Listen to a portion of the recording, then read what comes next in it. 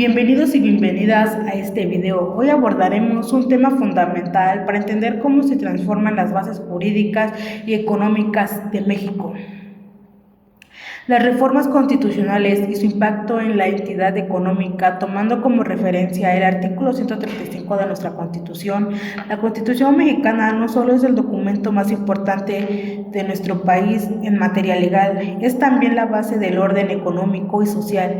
De ella derivan los principios que regulan la propiedad, el comercio, la inversión, el trabajo y la distribución de la riqueza. Sin embargo, como toda sociedad cambia, la Constitución también necesita ajustarse a las nuevas realidades, y unas modificaciones llamadas reformas constitucionales pueden tener profundas repercusiones en la economía, en las empresas y las instituciones públicas. A lo largo de este video explicaremos cómo se reforman los artículos constitucionales, quienes participan en el proceso y sobre todo cómo estas reformas repercuten en las entidades económicas del país.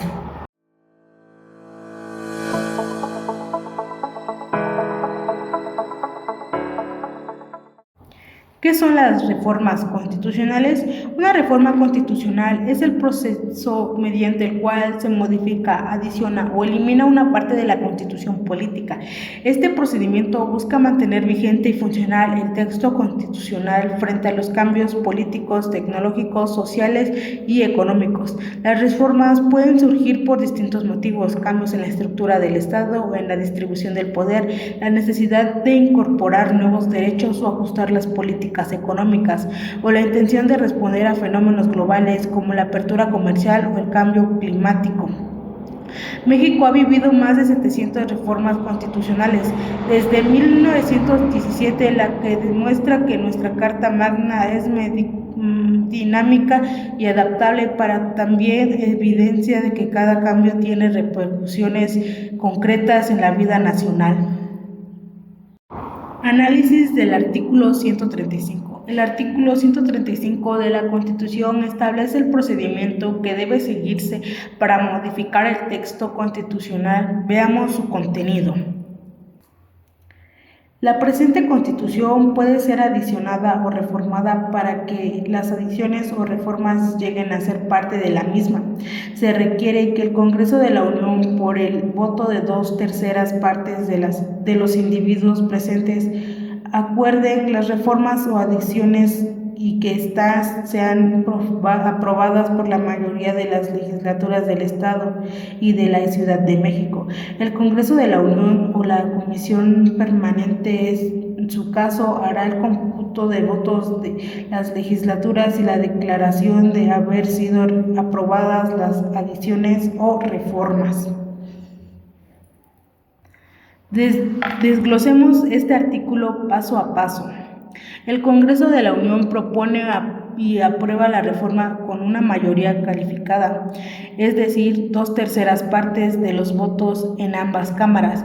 Esto impide que una sola fuerza política imponga sus intereses sobre el texto constitucional.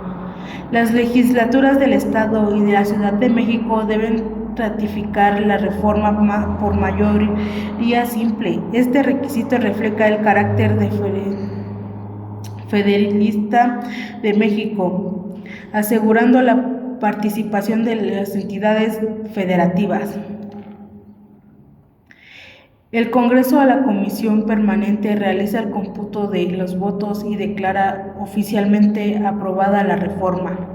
Finalmente, el cambio se publica en el Diario Oficial de la Federación y entra en vigor. Este proceso garantiza que las reformas sean democráticas, legislativas y equilibradas, evitando la insensibilidad política o económica. Pues esto fue todo por el análisis del artículo 135. Relación entre reformas constitucionales y entidades económicas. Ahora bien, ¿qué tiene que ver este procedimiento con las entidades económicas? Antes que nada, recordemos que es una entidad económica en toda organización pública o privada que administra recursos para generar bienes o servicios, busca cumplir una finalidad económica. Esto incluye una empresa, bancos, instituciones gubernamentales, universidades, cooperativas, entre otras. Las reformas constitucionales impactan directamente en ellas porque establecen las reglas del juego económico, definen qué sectores son del Estado y cuáles del sector público, y entidad determinan los derechos y obligaciones de los actores económicos. Por ejemplo, cuando una reforma modifica los artículos que regulan la propiedad, la inversión extranjera o los impuestos, automáticamente cambia la reforma en que la entidad operan, producen y se relacionan en el mercado.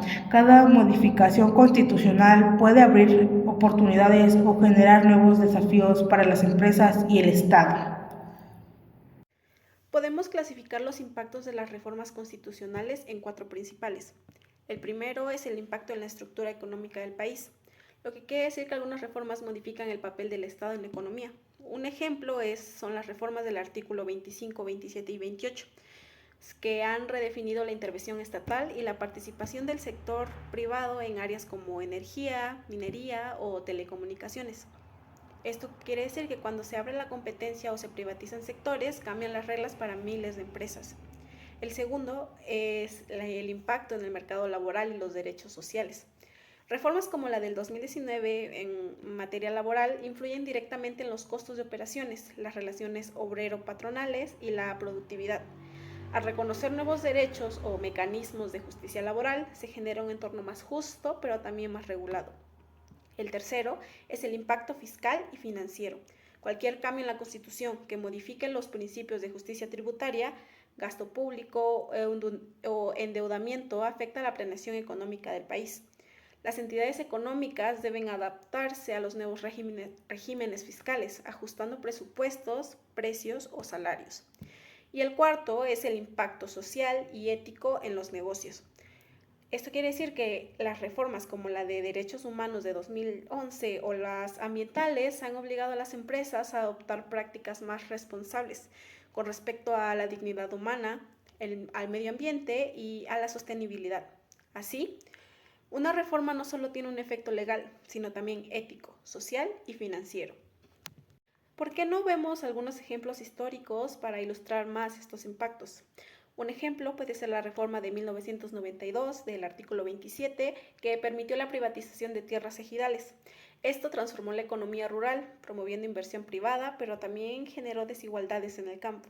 Otro ejemplo es la reforma energética de 2013, que modificó los artículos 25, 27 y 28, como ya hemos visto anteriormente, que permitió la participación de empresas privadas en la explotación de hidrocarburos y electricidad.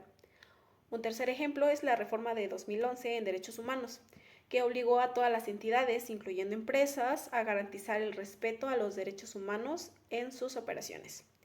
Esto cambió los criterios laborales, ambientales y corporativos en el país.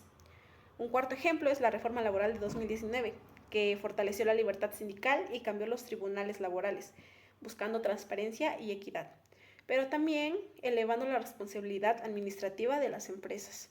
Cada una de estas reformas alteró las condiciones económicas, jurídicas y sociales bajo las cuales operan las entidades del país. Para finalizar, haremos un análisis que la verdad yo creo que el artículo 135 representa un equilibrio entre la estabilidad institucional y la evolución jurídica de nuestro país, ya que permite que México se adapte a los cambios del mundo sin perder su estructura constitucional. En el ámbito económico, este proceso es vital porque asegura que los cambios legales se hagan con responsabilidad democrática, evitando decisiones improvisadas que puedan generar crisis o incertidumbres dentro del país. Mientras tanto, las entidades económicas, por su parte, deben estar atentas a estas reformas, analizarlas y poder adaptarse, pues ya que su impacto puede sentirse en los costos, en la organización y en la forma de hacer negocios. Por último, cada reforma constitucional es un reflejo de la evolución de la sociedad mexicana, de sus valores, sus prioridades y su visión de desarrollo. Por eso, conocer el artículo 135 de nuestra Constitución no es solo entender un procedimiento jurídico, sino comprender cómo construye el futuro económico y social de nuestro país.